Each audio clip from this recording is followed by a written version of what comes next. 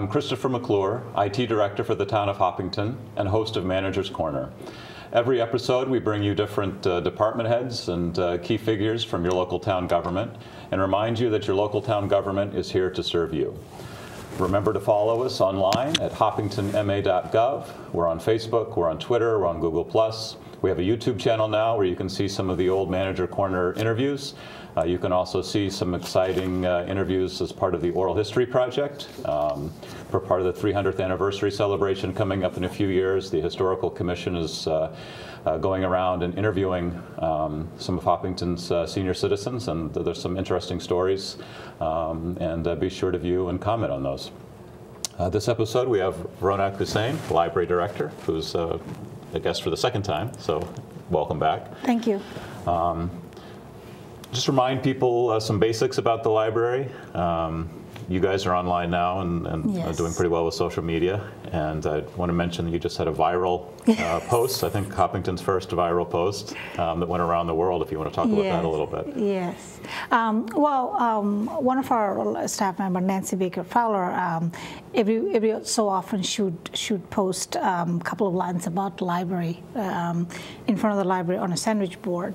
And a couple of weeks ago, she had a quote like, you know, are you cold? If you borrow a book, it'll still be cold, but you have a book. So somebody, I think one of Hopkinton residents put it on Facebook, and then it just took off worldwide. It got in Paris Review, and we had over hundreds and thousands of hits. So that was kind of interesting. It's fun because then people start talking about libraries and stuff like that. So it's a good promotion for the library. Right. And if you want to remind people what your web address is. Sure, it's www.hopkintonlibrary.org. Right. We also have a Facebook, we have a Twitter. I try to tweet whenever I can. The website is pretty current. We have information about what's going on in terms of events and programs, a list of new books that has arrived, also any special event that's going on. For example, this month is library's 119th birthday month. January 1st is birthday. So rather than having it just for one day, we thought we'll have a month-long celebration. So throughout this whole month, we have different activities. So for young adults or people who'd like to you know, work with their hands, we have a bookmark competition, so you can enter that. We also have some cards made where it says, I love library because of this, or I volunteer at the library because of that, or I found this at the library. And we take pictures of those people, and we put them on our website and Facebook. And then we're also having a drive to help the project Just Because. So if you donate a can of food or soup or something, your fines would be waived. So we have all kinds of interesting incentives going on. So it's kind of fun time. And I know you've developed a mobile web page for the library. And Yes. actually, if you download the Commonwealth Connect mobile app on the town site, there's a direct link to the library's Yes. mobile page on that, along with a lot of other resources for Android and iPhones. It's great because very quickly you can look at what books you have out. You can renew items. You can reserve items very quickly on your mobile gadget. Right. Well, I know there's a lot of exciting discussion and projects on the horizon for the library. Yes. We're talking about some building projects. And I know you and I have talked a little bit offline, and we can continue the conversation today about the changing role of library in the digital Right. age and what that looks like, and what the role of, you know, basically a building that stores books is in this Right. digital age, and how that's kind of changing into some non-traditional avenues and the role that plays to serve the community. So. Right. So it's fascinating because when people think, oh, digital, they think, wow, I can download everything from the web, and there I go. It's true. Yes, you can. But at the same time, the community needs a place to go. And the libraries nowadays are not just a place for books. You know, people go there to socialize. People go there to attend programs. People go there to learn, especially digital literacy is what's important right now. And what I mean by that is people are expected to do things online, you know, fill out forms, submit application, take tests, distance learning, do your taxes. Almost anything is online. So, and not everyone is quite comfortable with that.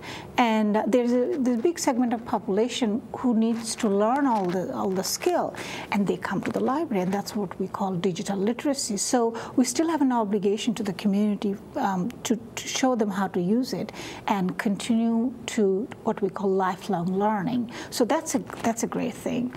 So digital literacy is very important, and then in terms of learning, and then the space is very important because young adults need a place to hang out. Small children come to the library before they go to school. People need to socialize. People connect.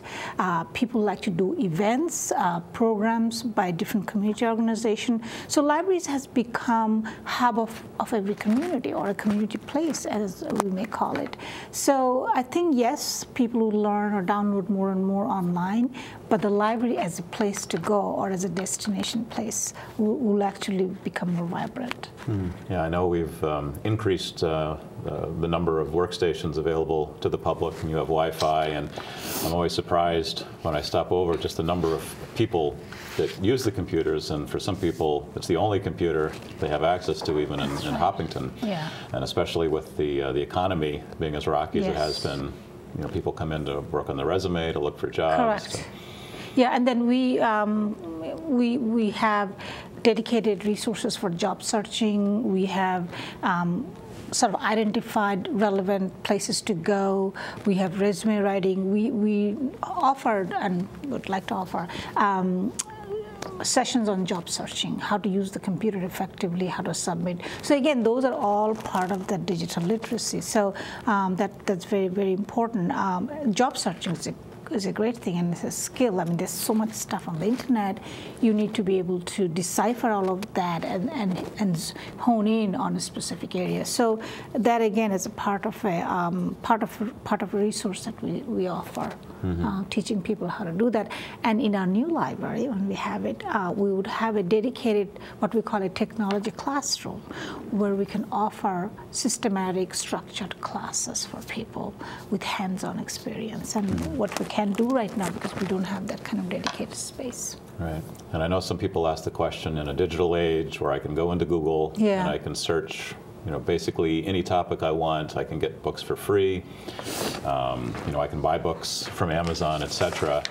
What role does the library serve, sort of in that vast sea of information? Well, that's exactly the case. It is a vast sea. I mean, it's so much. If you just imagine, if you just put your keywords, it's jungle out there. So you still, it helps to have a human intervention as to say, okay, of this one, these are the ones you really need. This is what's relevant, because there's a lot of information there that is not valid and true and appropriate. So that is librarian's role as an information specialist, to sift through all that jungle and give you the information that you're looking for. For example, when children from school come, they are required to say include 2 or 3 online resources. Now, they don't know which online resources are valid, which ones are not. So that is our job, to show them, these are academic sites, and these are reputable sites that you can use for your resources. So that's one piece. And the other big piece of the puzzle is that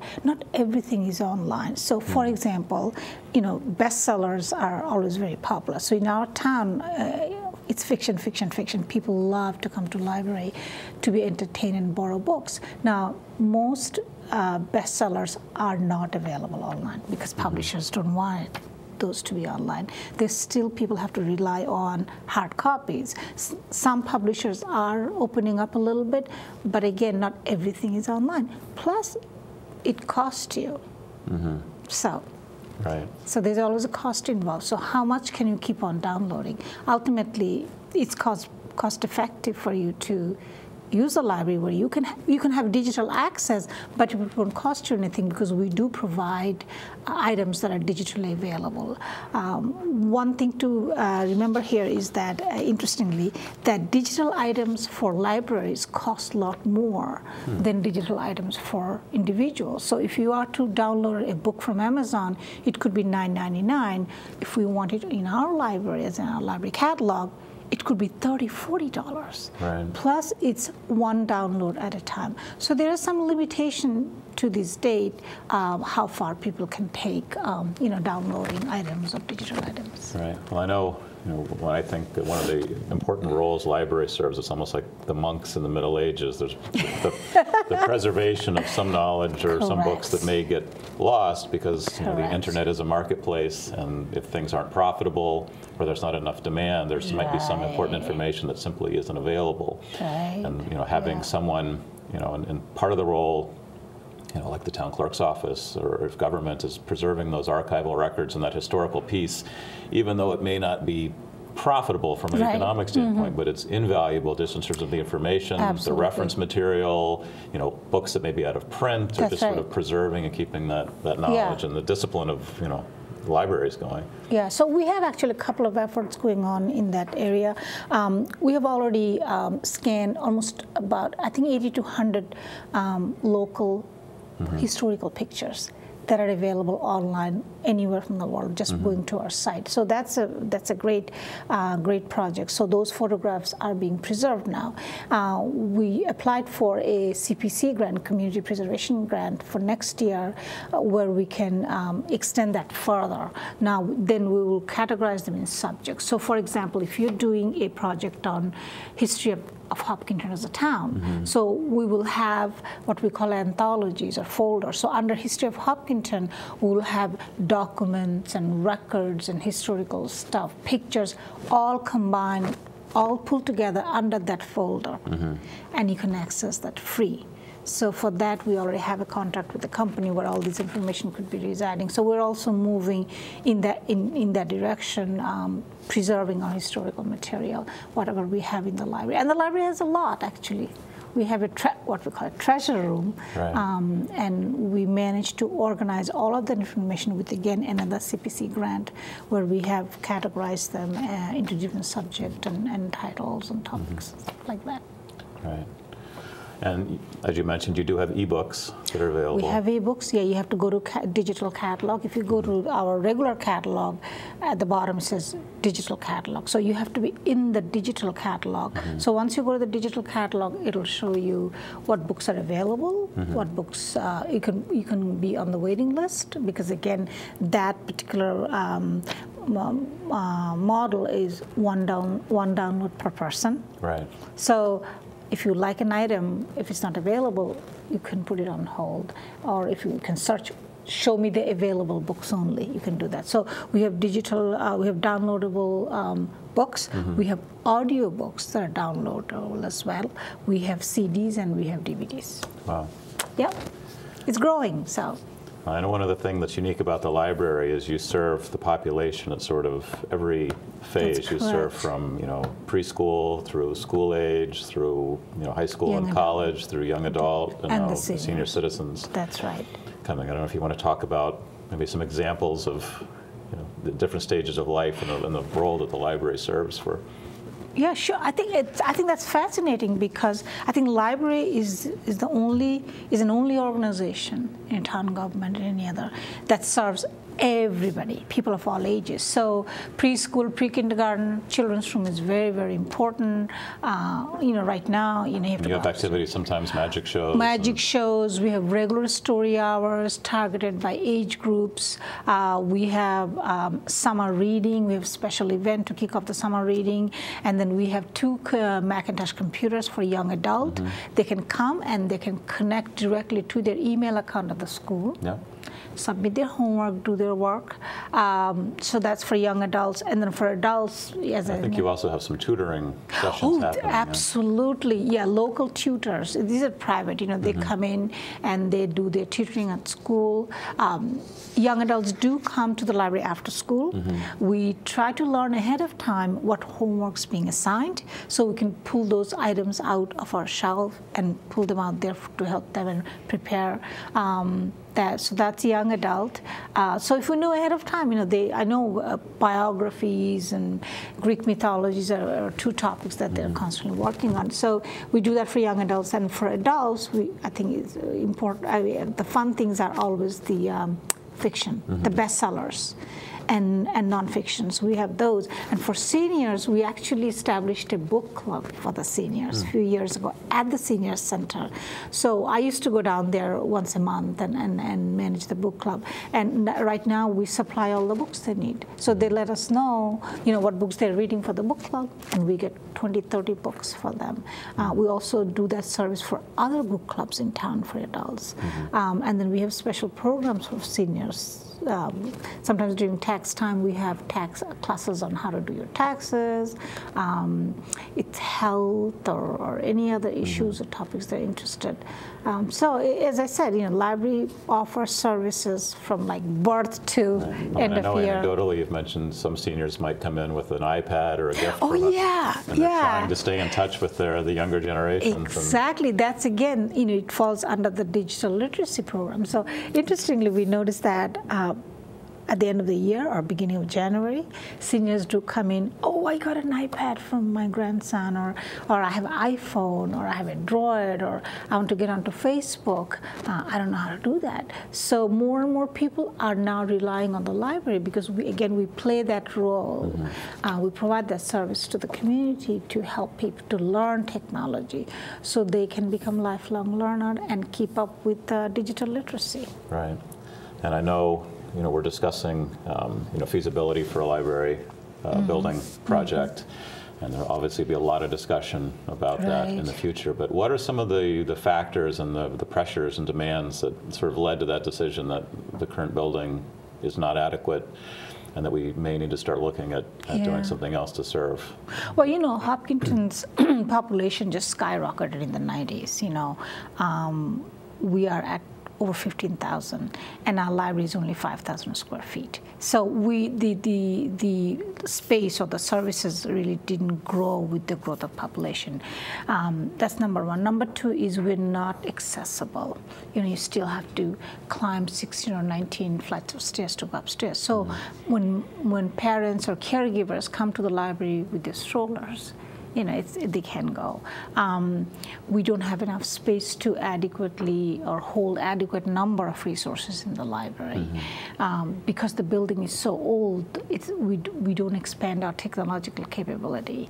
So these are some of the very, very important factors that we need to grow. And we don't have an event room. So when we offer library programs, we have to disrupt the people who are already using the library. So that's a big drawback. And program is very popular. People, again, it's part of what service we provide. People come to the library to enjoy these programs, and we don't have that. So this is something. And the parking, the other big thing is people don't have access to parking.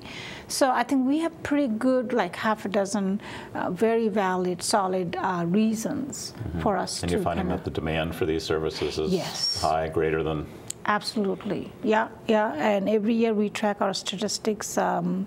It's going up, and as you know, in our recent survey by town, library services were rated very high. People are very happy. They love to come. We have over 8,000 library card holders. That's half of our residents.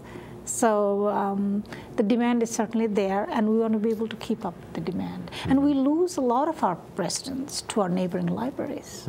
They go to those libraries, because when I go and meet those library directors, I find out from them that, oh, Hopkinton residents come here. Right. That's because we're unable to meet their needs.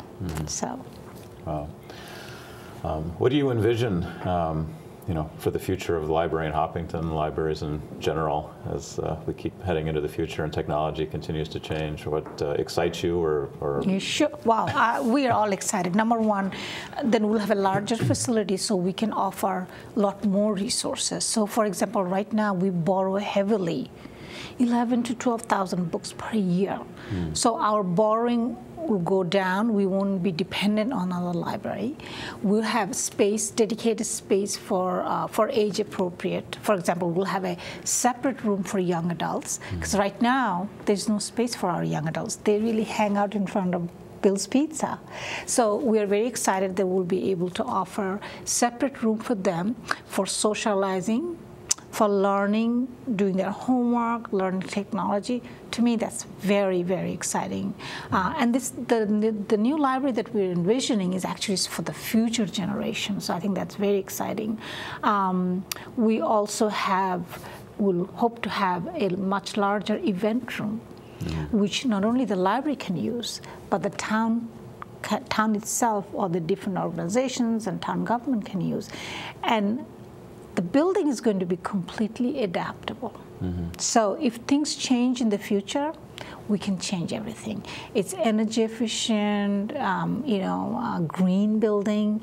It'll be a place for the community to come and gather. We'll have a cafe. So I think in terms of resources and entertainment and pleasure, it'll be all together and handicap accessible. We'll have elevators. I think it's just a win-win situation. And as I said, it's all adaptable and adjustable. It's just big open space. All the shelves and everything are adjustable. Furniture is going to be adjustable, movable. So that's what's exciting about it, is that we can adjust ourselves as we move forward with the changing needs of our community. Yeah, I do have to admit, as much as I love technology, I still, if I'm going to read a book, I like having the paper book in my hand. I do too. Computers are nice for searching for information, but if I want to read, it's still comforting just to have a. Yeah, I think books will continue. I mean, if you look at media, the movies came along, the TV didn't go away. It just, one doesn't replace the other just because people can download. I think people's reading style change, not so much the books. It's how people read, how people absorb information, how people look for information change. So, but we are the information provider. So library is the provider of those resources and services. And as providers, we'll continue to exist. But maybe our delivery mode, our service mode will change because we have to deliver more and more things in digital format. Right. Well, as we conclude, is there anything else on the library's plate right now that you want to share with the audience? No, I think biggest thing right now is that we're waiting for that $4.5 million grant from Massachusetts Board of Library Commissioners. If we do get the grant, we may get it as soon as this year, by June, July. So that's something exciting. And then we'll have about 6 months to prepare ourselves to accept the grant. We hope the town will accept, because if we do not, then it'll be a big lost opportunity, and we may have to many more years to come. So that's the most exciting thing right now, for people to understand the importance of it and the value that it's going to add to our town service structure. Great. Well, we definitely encourage everyone to take advantage of the library's resources. You're located at? 13 Main Street. Yeah, and the phone number is? 508-497-9777. And what are your hours? Monday, Wednesday, Friday, 10 to 8. Tuesday, Thursday, 10 to 5. Saturday, 10 to 1. Right. And you're online? We're online. We have a web page. You can search. We're everywhere. We have Facebook. We have Twitter. We're there. So definitely make sure to visit both the town and the library site. Follow us, whatever your preferred social media is. You can even follow us on old-fashioned email on the town side. Check out the different mobile apps and a lot of cool stuff going on. I do want to mention there's a lot of projects happening in town, a lot of cool stuff coming down the pike. You'll find it all on hoppingtonma.gov. And keep your eye out. We've got some new community forum tools with MindMixer coming online that will allow us to have dialogue with the public, especially around some of these important projects like the library building projects and town meeting and other important things on the horizon. So, as always, I'm Chris McClure, IT Director, and your host of Manager's Corner. Follow us online at hoppingtonma.gov. I want to thank, we've had a recent flurry of Twitter and Facebook followers, and our numbers are really soaring. You mentioned the satisfaction survey, and I was very pleased to see that of the towns surveyed, locally, we were ranked #1 in terms of the number of residents that reported using the town website for information, and we were in the top 5 nationwide in terms of towns residents reporting that they use the website for information. So Until next time, thank you.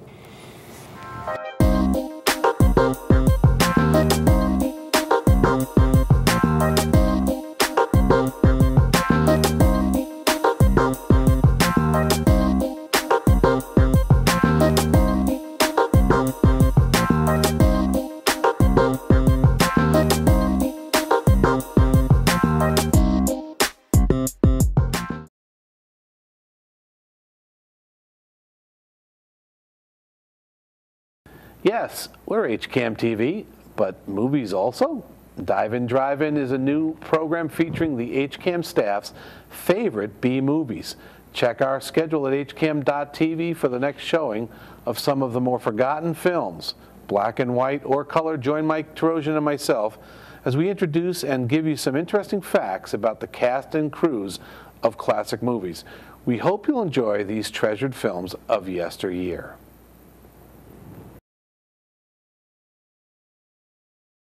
Hello, I'm Cheryl Peralt, co-producer of Wake Up and Smell the Poetry, an HCAM series honoring poetry, story, and song that takes place on the third Saturday each month before a live audience. Guest features share their art, followed by an open mic with people who come from near and far. Others come to listen and be part of this warm and welcoming studio and to wake up a bit to arts and to life. You're welcome to join us and to tune in or visit our website for our weekly program. Hope you can join us.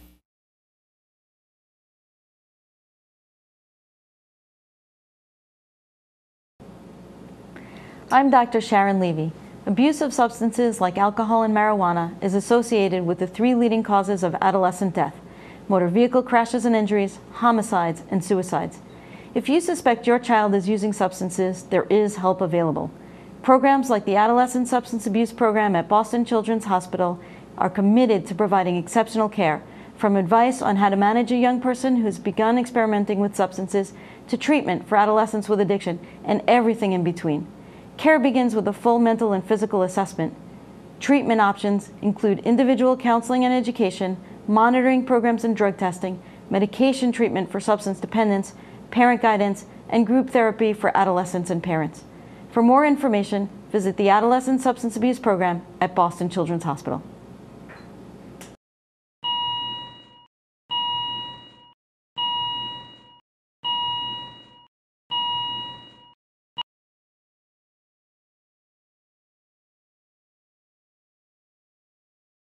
Hi, I'm Cheryl Peralt, host of the program Meet Your Neighbor on HCAM TV.